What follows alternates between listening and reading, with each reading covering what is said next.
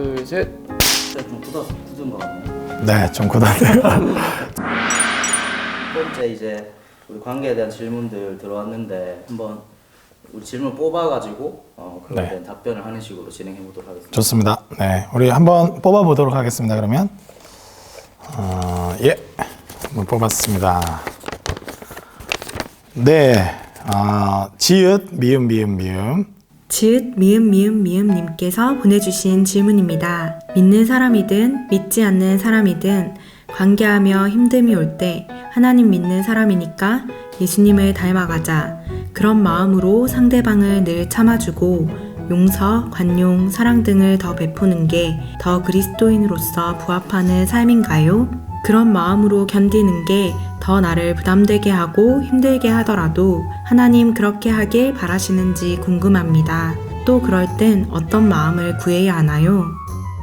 많은 그리스도인들이 항상 이걸 고민하는 것 같아요. 아마 여기 있는 우리 김편집 씨, 특히 착한 사람들이 박 감독 같은 사람은 고민 안 할 건데 김편집이나 이촬영 같은 분들은 고민할 수 있는 것이죠. 저는 궁극적으로 방향은 맞는 것 같습니다. 우리가 사랑하고 배려하고 용서해야죠. 그런데 참 지혜가 필요한 것 같습니다. 먼저는 어떤 관계로 먼저 시작했는가 이것을 좀 살펴볼 필요가 있는 것 같아요. 직장이나 학교는 이 교회랑 다릅니다. 교회는 하나님을 믿는 진리를 기초로 해서 서로 사랑해야 된다는 것을 알고 시작해요. 보통 많은 그리스도인들이 교회처럼 생각하고 직장 생활하는 경우가 많아요. 그러면 이제 굉장히 상처받고 어려워질 수도 있고 오히려 직장에서 무능한 사람으로 낙인 찍히기도 합니다. 그렇기 때문에 먼저 원칙이 좀 필요한 것 같아요. 업무적 관계를 맺고 처음 시작했다면 업무적 관계로 시작해야 되는 거죠. 이용당하는 거는 사랑하는 것과 다릅니다. 그렇기 때문에 저는 바라기는 직장에서 이렇게 먼저 관계 맺을 때는 물론 용서와 용납과 사랑으로 다가가는 걸 목표로 하되 먼저 정확하게 관계를 설정할 필요가 있다 이렇게 생각이 들어요. 그런 말이 있습니다. 너무 빨리 신약으로 가는 것은 성경적이지 않다. 이 구약을 모른 채 신약으로 가면 성경을 바르게 이해할 수 없다는 겁니다. 그냥 사랑의 하나님, 용서하는 하나님만 이해하면 이것이 좀 잘못된 거예요. 왜냐하면 우리가 정의와 공의의 하나님을 알고 원칙을 아는데 거기서 벗어났지만 사랑받기 때문에 은혜 받는 자로서 사는 것과 아예 원칙 자체를 모르고 뭔가 사랑받는 거는 전혀 다른 개념입니다. 나중에 이용하려 드는 것이죠. 하나님이 고통스러워하면서까지 그것을 하라고 하시지 않습니다. 하나님은 우리가 그것이 의미 있고 그 사람을 성장시키고 변화시키는 일이기 때문에 하라고 하는 거죠. 그래서 제가 생각할 때는 이 착한 아이 컴플렉스 같이 하는 것은 성경적이지 않은 것 같아요. 그 사람의 성장을 위해서 내가 기꺼이 좀 혼낼 부분은 혼내기도 하고 그러나 그 사람이 바르게 잘 갈 수 있도록 힘들어하는 부분은 또 위로해주고 격려하면서 같이 관계 맺는 것 이것이 사회생활 하면서 그 이웃과 또 사람들과의 관계를 맺는 그런 비밀인 것 같습니다. 특별히 직장에서 믿는 사람 이렇게 왔다고 해서 너무 좋아해가지고 관계 맺어봤는데 굉장히 당혹스러운 일들이 있어요. 그러니까 교회로 설정하고 그런 분들도 만나면 굉장히 어려워질 수 있습니다. 그럼에도 불구하고 때로는 사회생활을 넘어선 파격적인 사랑이 좀 필요하다 이렇게 생각이 듭니다. 그래서 그 관계가 그렇게 어렵지 않다는 것을 또 경험할 수 있게 될 거라고 생각이 듭니다. 예, 다음 질문 한번 뽑아보도록 하겠습니다.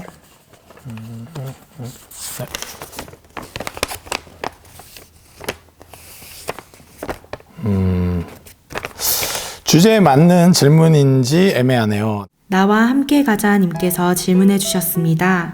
대학생입니다.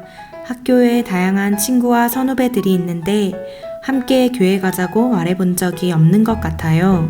어느 정도의 관계가 됐을 때 혹은 어떤 방식으로 이야기해야 거부감을 줄이고 교회에 호감을 갖게 할 수 있을까요? 이 교회에 데리고 오고 싶고 자기가 또 그리스도인이고 또 충분히 친해졌음에도 불구하고 전도하지 못하는 것 같다 이런 생각이 들 때가 있죠. 그래서 그 방법을 좀 알면 좀 더 적극적으로 하지 않을까 이런 질문인 것 같습니다. 그래서 아마 뭐 여기 계신 분들 전도를 다 하는 걸로 제가 알고 있는데 제가 생각할 때는 일단 원칙적으로는 그 관계의 충실한 모습을 좀 보이는 게 필요하다. 그러니까 뭐 직장에서 말씀면 직장 업무적 능력을 충분하게 잘 하는 것, 학교에서 만났다면 과제하는 거나 또 교수님을 대하는 거나 친구로서 같이 식사하는 거나 이런 것들을 충분히 좀 배려하고 또 성경적 가치관에 맞게끔 좀 잘 관계 맺는 게 먼저 필요하다 이렇게 생각이 들어요. 근데 이제 관계를 그렇게 맺어졌는데 이제 어떻게 말해야 될까? 자기 가치관이나 이런 것들을 친구랑 이야기할 때 있으면 꼭 성경이다 이런 단어 쓰지 말고 나는 이런 가치관이 있어. 또 나는 좀 이렇게 용서하고 나는 사회의 바른 정의가 좀 세워져야 된다고 생각해 하면서 누가 들어도 이렇게 성경적 가치관으로 좀 살고 있는 그 가치관, 자기 안에 정말 내재되어 있는 그 가치관을 좀 공유하는 것들이 좀 필요하다. 그리고 두 번째로는 친구들에게 자연스럽게 교회 이야기를 좀 자주 해도 좋을 것 같아요.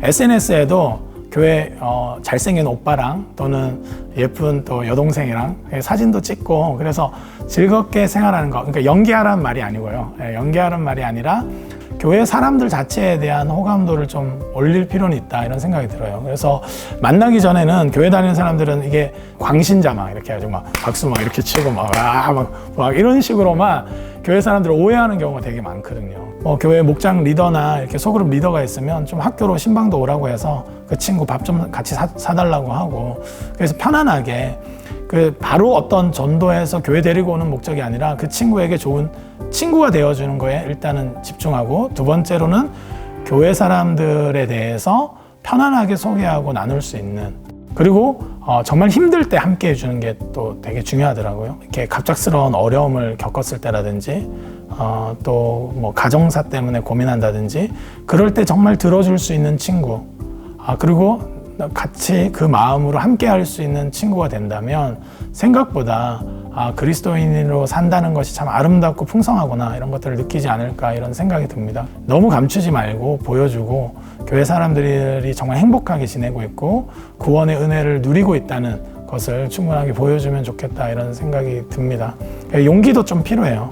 한 번은 명확하게 한번 얘기해 볼 필요가 있거든요. 그래서 한 번쯤 같이 가보지 않을래? 이런 정도로 얘기하면서 자연스러운 초대가 되면 참 좋겠다 이런 생각이 듭니다. 세 번째 질문은 뽑아보겠습니다. 네, 세 번째 질문 뽑도록 하겠습니다.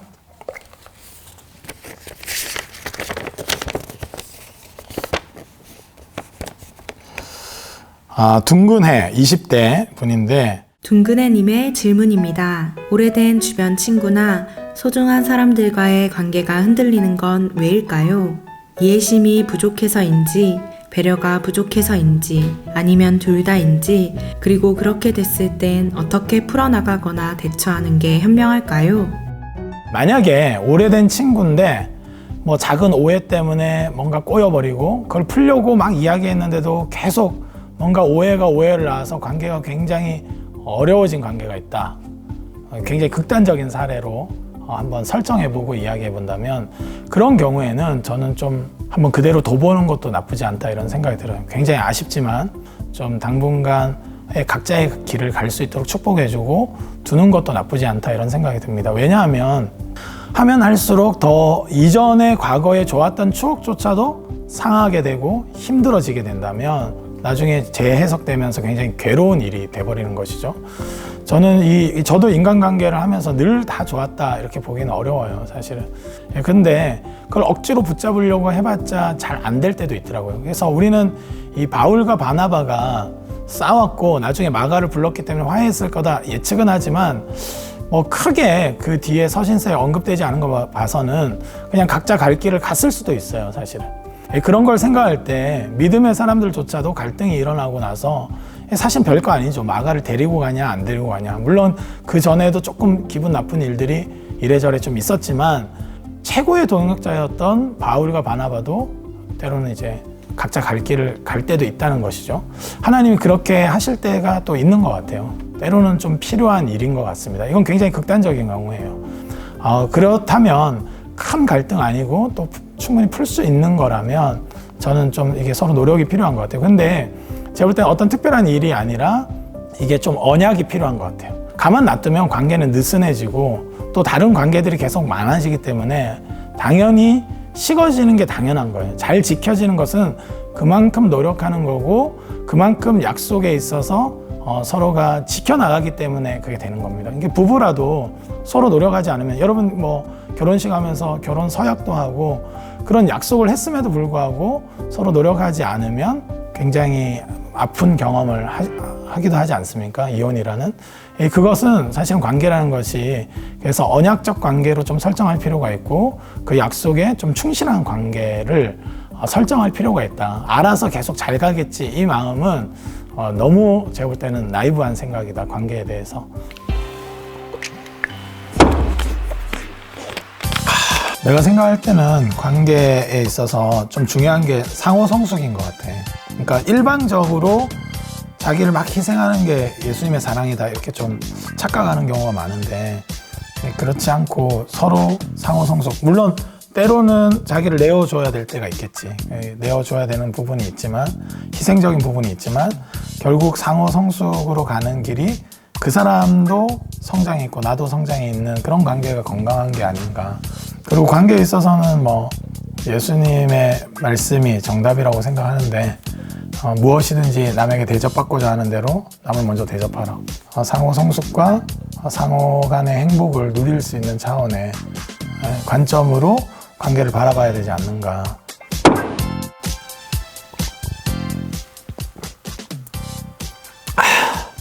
여러분 오늘도 시원하셨나요? 네. 우리 맑은 샘 프로젝트는 여러분들의 질문으로 채워집니다.